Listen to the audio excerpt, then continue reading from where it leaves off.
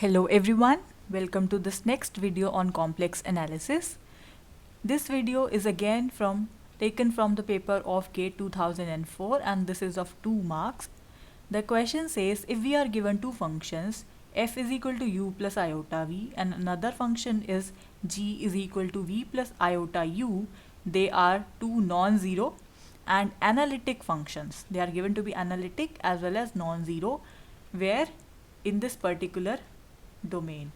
So this is a inside of unit circle, right? Then they are asking which of these four is correct. So for that, our approach should be, we are given these two functions, f that is given to be u plus iota v and g that is given to be v plus iota u, and they both are given to be analytic. So now if they both are analytic, if we somehow know about know about these two functions, that means if we are able to calculate what is f or what is g, we can answer these questions which are based on the properties of this function f and the function g, right? So the only information we have is firstly they are non-zero, that means f is not equal to 0 and the function g is not equal to 0, and the other thing that is given to us is that this is an analytic. They both are in fact analytic. So if a complex function is analytic, that means it will satisfy the Cauchy-Riemann equations. And what are these conditions? So the conditions, if we apply on f, so that means we would have u of x is equal to v of y, right? This is the real part and this is the imaginary part.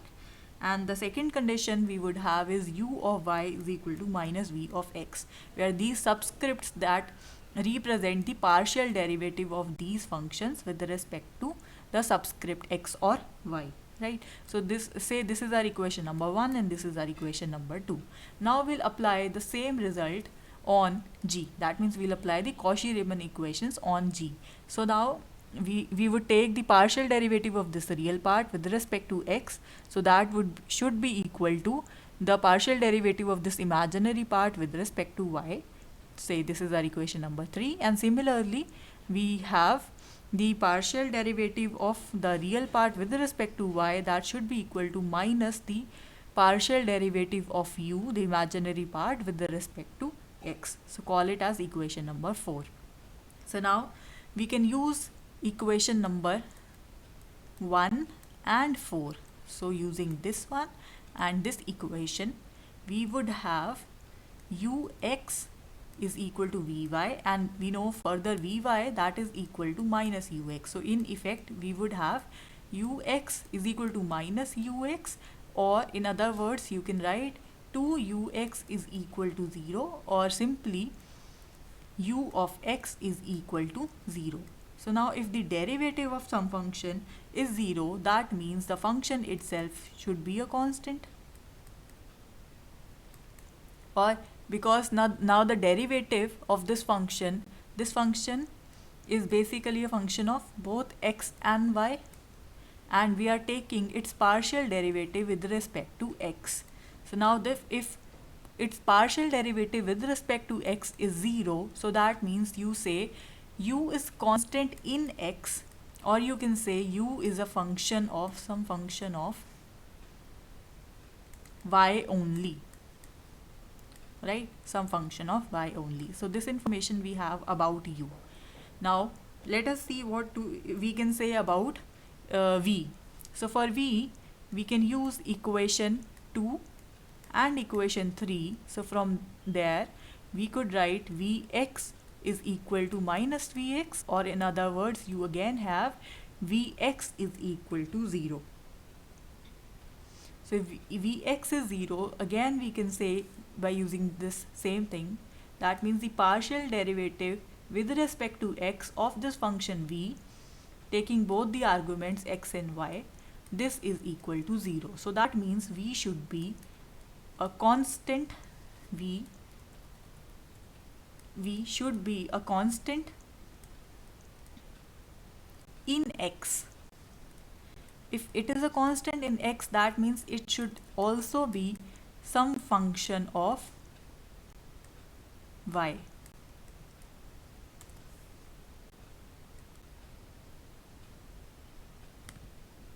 So similarly, if we calculate the partial, if we have just calculated that v is a constant in x and u is also constant in x, so, from these two terms, ux, seeing ux and vx. So now we can again use these equations to look at vy and similarly uy.